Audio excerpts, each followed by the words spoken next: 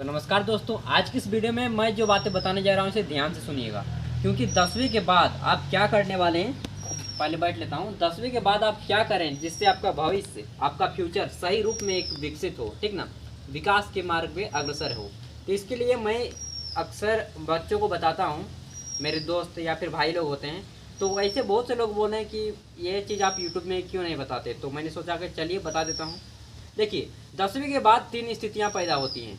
हम कौन सा कोर्स करें, टेक्निकल करें या फिर 12वीं करें, या फिर 12वीं में करें तो कौन सा कोर्स करें, और नौकरी हम कौन सा ले सकते हैं 10वीं के बाद, ठीक ना। तो उन सभी चीज़ों को मैं अभी बताने जा रहा हूँ। तो देखिए, सारा कुछ मैंने एक लिस्ट में नोट कर लिया जो मेरे दिमाग में आया, और यहाँ तक जहाँ तक मुझे मालूम है कि यहाँ मैंने जो भी चीज़ें नोट किया है, ये सारी चीज़ें आप सभी के काम में आएंगी, और इसी के अंदर सारे लोगों का फ्यूचर विकसित हो सकता है।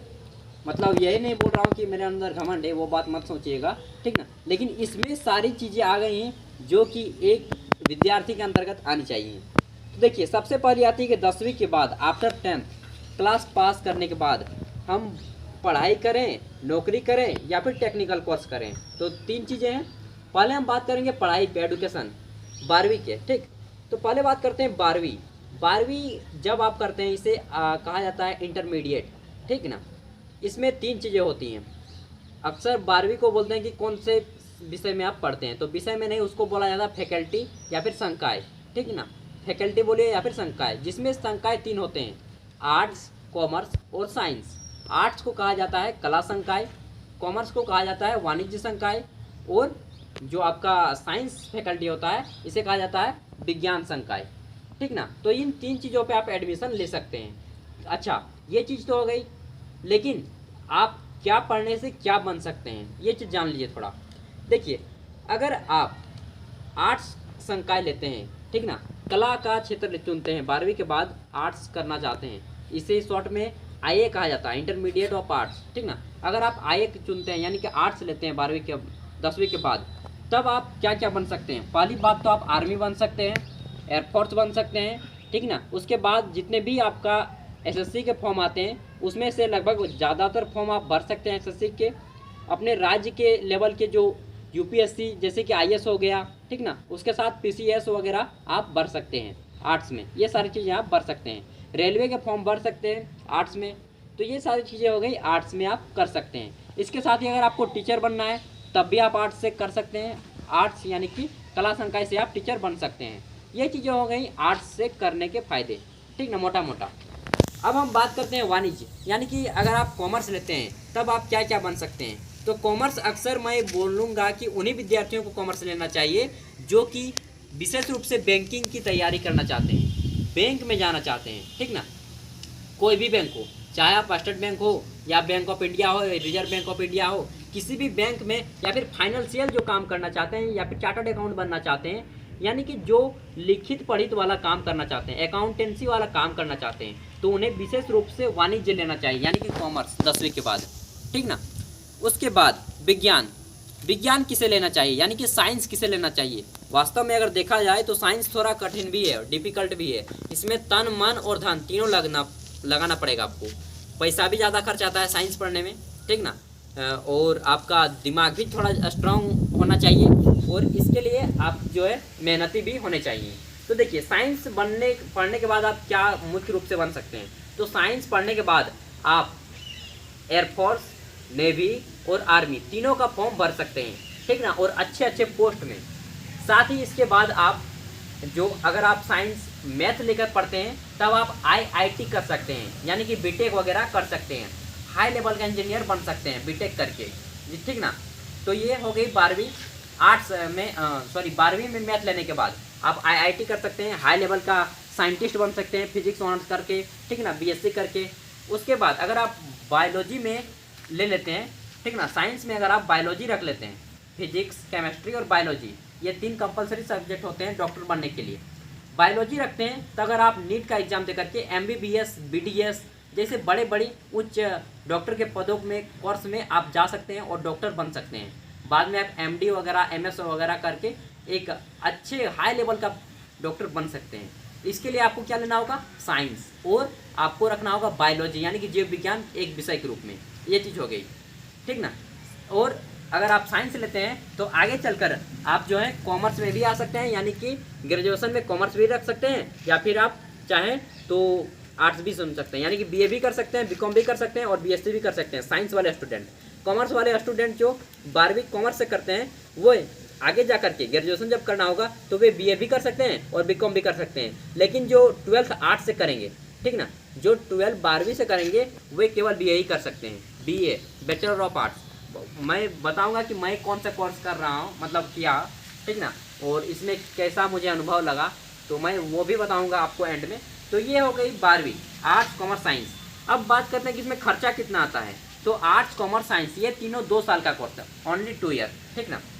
और अगर देखा जाए कि शिद्दत से तो सबसे ज़्यादा मेहनत आपको साइंस में लगेगा, उसके बाद कॉमर्स में मेहनत लगेगा और आर्ट्स में थोड़ा कम मेहनत लगता है और बहुत ही ईजी होता है। मेरे लिए तो काफ़ी ईजी था, मैं आर्ट्स लिया था, 12वीं आर्ट्स लिया था। पहले 3 महीने मैं साइंस पढ़ा, 3 महीने कॉमर्स पढ़ा और फिर बाद बाकी आ गया 18 महीने मैं आर्ट्स पढ़ा।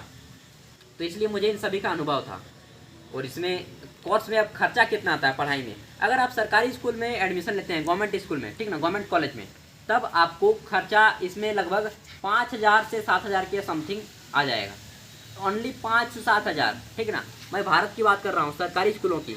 अगर आप प्राइवेट स्कूल में इसका एडमिशन कराते हैं तब आपके खर्चे 50,000 से लेकर के 2 से जितने ज़्यादा तक हाई लेवल का आप डीएवी वगैरह, सीएससी, आईसीआईसी वो बोर्ड में पढ़ेंगे, मतलब जैसा आपका स्कूल रहेगा वैसा डिपेंड करता है। लेकिन इसका न्यूनतम अगर देखा जाए, ठीक ना, तो 7 से 10,000 में हो जाएगा आपका गवर्नमेंट में, सरकारी स्कूलों में, सरकारी कॉलेजों में 7 से 10,000 में आप आर्ट्स कॉमर्स साइंस कर सकते हैं, ठीक। ये चीज़ हो गई। इसमें ट्यूशन करने की किस में ज़रूरत पड़ती है, तो आपको साइंस में ट्यूशन करने की ज़रूरत पड़ सकती है और कॉमर्स में भी पड़ सकती है। लेकिन अगर आप आर्ट्स करते हैं तो ट्यूशन करने की कोई ज़रूरत नहीं पड़ेगी आपको, भले आप कर सकते हैं लेकिन करने की कोई ज़रूरत नहीं पड़ेगी। जहाँ तक मुझे लगता है कि इसमें ट्यूशन करने की कोई ज़रूरत नहीं पड़ता है, आप आसानी से पढ़ सकते हैं घर पर भी।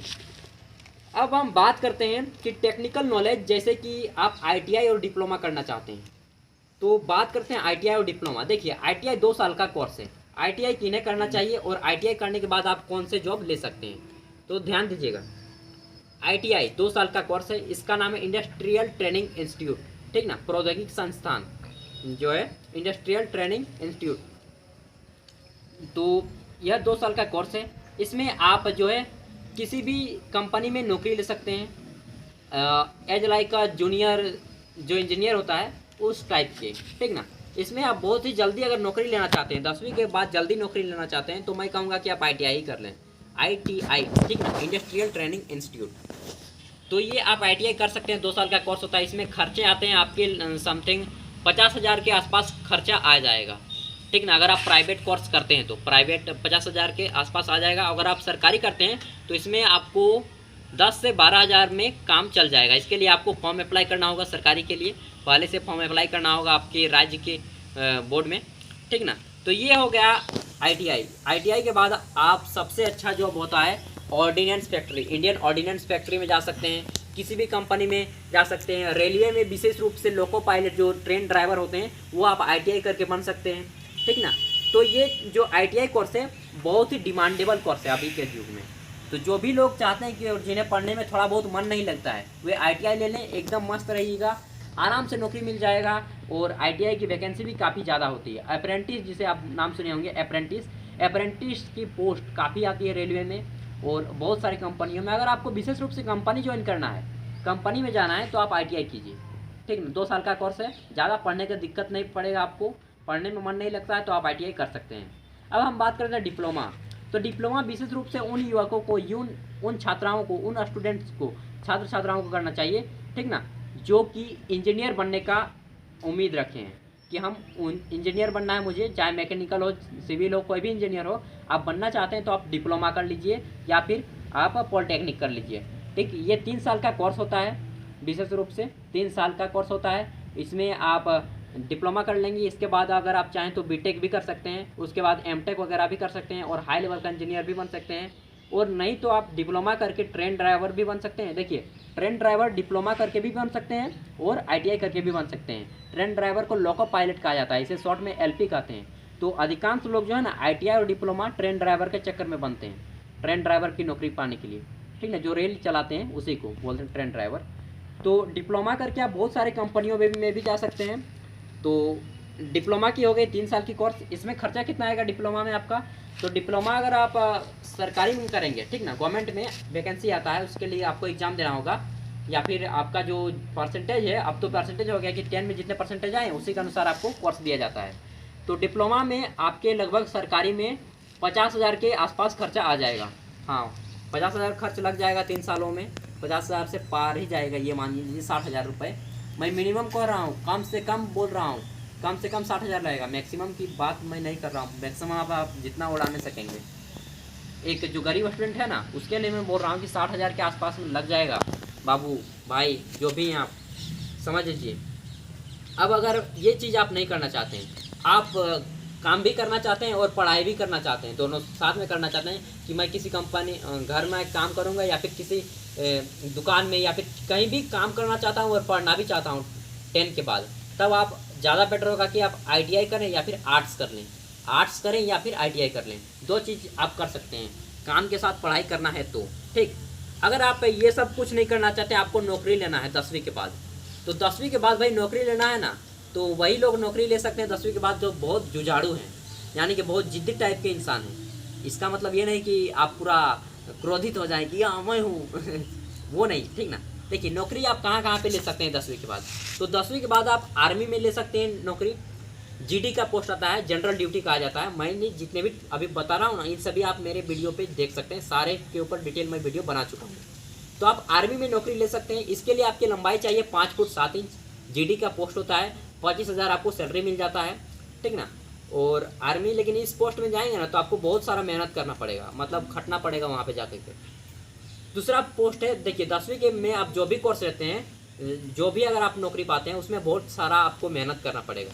यानी 10वीं में जब भी आपको नौकरी मिलेगा तो उसमें मेहनत पूरा होता है भाई, ये चीज़ जान लीजिए। जितना ज़्यादा पढ़ाई उतना कम मेहनत, उतना ज़्यादा दिमाग का आपका काम होगा, और जितना कम पढ़ाई उतना हार्डवर्क करना पड़ेगा, दिमाग का काम कम होगा, ठीक ना। तो आर्मी, नेवी में भी आप नौकरी ले सकते हैं। स्टीवार्ड, कुक और हाइजेनिस्ट 3 प्रकार के नौकरी होते हैं, यानी कि सफाई कर्मी और खाना बांटने वाला और एक जो खाना बनाने वाला। 3 पोस्टों के लिए 10वीं के बाद आप नेवी में भी अप्लाई कर सकते हैं। नेवी मतलब भारतीय जल सेना, जो समुद्रों में रहते हैं, वहाँ पर भी आपको 25 से 30,000 रुपये सैलरी मिल जाते हैं। और इसके लिए आपकी लंबाई चाहिए 5 फुट 2 इंच 10वीं में। और हाँ, एक अच्छी बात है कि जो आर्मी के लिए तो आपका 17 साल उम्र चाहिए, ठीक ना। लेकिन अगर आप नेवी में अप्लाई करना चाहते हैं तो अगर आप 16 साल के हैं ना, केवल ओनली 16 ईयर ओल्ड, केवल 16 साल के हैं, तब भी आप अप्लाई कर सकते हैं। किसमें? नेवी में, इंडियन नौसेना में। 16 से 19 साल के बीच के स्टूडेंट अप्लाई करते हैं, उसके बाद 19 के बाद वहाँ पे फुल स्टॉप लगा दिया जाता है। नेवी में 19 के बाद आप अप्लाई नहीं कर सकते, ये चीज़ जान लीजिए। और आर्मी में 21 साल के बाद आप अप्लाई नहीं कर सकते हैं, कम से कम 17 साल, अधिक से अधिक 21 साल आर्मी के लिए। नेवी के लिए कम से कम 16 साल, अधिक से अधिक 19 साल, ये चीज़ें जान लीजिए। बहुत ही जरूरी हो गया है कि अब आप फैसला करेंगे मुझे क्या बनना है, तभी आप कोर्स चुन पाएंगे। अगला सुनिए, 10वीं के बाद आप इंडियन डाक जो होता है, भारतीय डाक होता है ना, इंडियन पोस्ट, वहाँ पर भी आप नौकरी ले सकते हैं। लेकिन इसके लिए आपका परसेंटेज 90+ लाएँ तभी आप ले पाएंगे, क्योंकि उसमें परीक्षा नहीं होता है, केवल जब भी फॉर्म आता है तो आपको अप्लाई करना होता है और आपके नंबर के हिसाब से आपको जो है पोस्ट दिया जाता है, ठीक ना। 90% से कम है ना तो अप्लाई नहीं कीजिएगा, क्योंकि इंडियन पोस्ट में आपका सिलेक्शन नहीं होगा, ठीक, ये चीज़ जान लीजिए। अगला क्या है, आप भारतीय रेल, जो भारतीय रेल है उसमें ग्रुप डी में नौकरी ले सकते हैं, लेकिन इसके लिए वैकेंसी 3 साल 4 साल के बाद आता है ऐसे रेल में। उसके बाद एसएससी एमटीएस साल में 2 बार निकालती है वैकेंसी, इसमें भी आप ले सकते हैं। लेकिन इसके लिए आपका जो है, मतलब क्या बताएं कि बहुत तेज तरार है, तभी आप ले सकते हैं एसएससी में 10वीं के बाद। नहीं तो 2 साल एसएससी का तैयारी करने में लग जाता है स्टूडेंट्स को, 2 साल 1 साल। जो तेज है वो तो 6 महीना में कर लेगा, लेकिन जो थोड़ा एवरेज स्टूडेंट है वो उसके लिए 2 साल लग जाता है। तो उसके बाद मैं बता दूं कि जितने भी सिक्योरिटी गार्ड की नौकरियां होती हैं वे सभी आप 10वीं के बाद ज्वाइन कर सकते हैं किसी भी फैक्ट्री में, ठीक ना। तो ये सभी थे। अब मैं बताना चाहूँगा कि आपको करना क्या है। देखिए, आप जो भी लीजिएगा घर वालों के बहकावे में आकर मत लीजिएगा कि मेरे पापा बोल रहे हैं कि आप साइंस लीजिए, आप पढ़ने में अच्छे हैं, वो नहीं। मैं जानते हैं साइंस में 10 में 97 परसेंट लाया था, मैथ में भी 97% लाया था। लेकिन तो बोल रहा था कि मैंने आर्ट्स चुना था। 10वीं के बाद मैंने आर्ट्स चुना। पहले 3 महीना कॉमर्स पढ़ा, उसके बाद 3 महीना साइंस पढ़ा, उसके बाद 3 महीना आर्ट्स पढ़ा। सॉरी 3 महीना बोल रहा हूँ। बाद में मैंने फाइनल आर्ट्स में आया और आर्ट्स में मैंने डिस्ट्रिक्ट टॉप भी किया था। तो ऐसा कोई नहीं कि आर्ट्स जो पढ़ता है लेका होता है, भौंदा होता है, ठीक ना, वैसा कुछ नहीं है। या फिर साइंस पढ़ने वाले स्टूडेंट बहुत अच्छे होते हैं। मैंने इसे भी देखे हैं कि एक मेरा दोस्त था, बोलता था कि तू फर्स्ट डिवीज़न भी कर लेगा ना, फिर भी मेरा मुकाबला नहीं कर सकता क्योंकि मैं साइंस का हूँ, और वास्तव में वो फेल कर गया। तो आपको ये घमंड नहीं करना है कि मैं साइंस में पढ़ रहा हूँ, या फिर आपको ये मन में ये नहीं, कुंठा नहीं बैठा लेना है कि मैं आर्ट्स पढ़ रहा हूँ। अगर आपके पिताजी या फिर मम्मी या फिर भैया कुछ भी बोल रहे हैं कि आप कॉमर्स ले लीजिए, ठीक ना, काहे पढ़ना है क्योंकि पापा चाह रहे हैं कि कॉमर्स लेना है, ये नहीं, पापा नहीं पढ़ देंगे, भैया नहीं पढ़ देंगे, आप पढ़ेंगे। आपको डिसाइड करना है कि आपको क्या बनना है, ठीक ना। इसलिए आप चुनिए कि दैट यू आर, कि आप गोल क्या सेट किए हैं, आप अपने जीवन का लक्ष्य क्या सेट किए हैं। अब लक्ष्य जो है, आप अपने जीवन का राह देखिए, ठीक ना। अब आप एक बच्चे नहीं रहे, अब आप एक बड़े हो रहे हैं, ठीक ना। अब आप एक किशोर अवस्था को छोड़ के आगे की युवा बन रहे हैं। देश का भविष्य आप ही लोग हैं, ठीक ना, हम सभी हैं मतलब। तो आपको ये निर्णय करना होगा कि मुझे क्या बनना है, उसी अनुसार आपको कोर्स चुनना है, ठीक। तो सुन लीजिए और एक बार, वीडियो अगर पसंद आया हो ना तो सब्सक्राइब कर लीजिएगा, बेल का आइकन को प्रेस कर दीजिएगा और अन्य दोस्तों को प्लीज़ शेयर कर दीजिएगा। धन्यवाद।